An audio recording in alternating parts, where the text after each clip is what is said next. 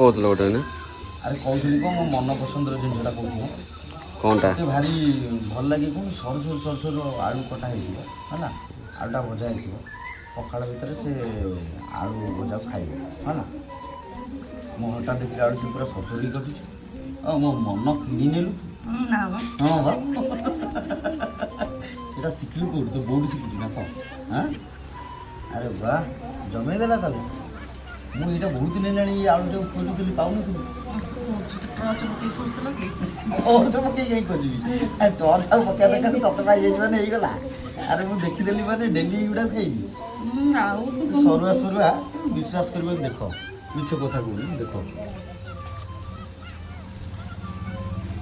ସରୁ ସରୁ ହେଇଛି ଦେଖିଛ ଟି? ବାବା ଆରେ ଦିନ ଗାର୍ଡେନ କରିଦେଲି ମୁଁ। ଯାହା ଭଲ ଲାଗିଲା ଭଲ ଲାଗିଲା। ମୁଁ ଖୁସି ପୁରା, ମୁଁ ଖୁସି, ଆଉ କିଛି କହିବାର ନାହିଁ।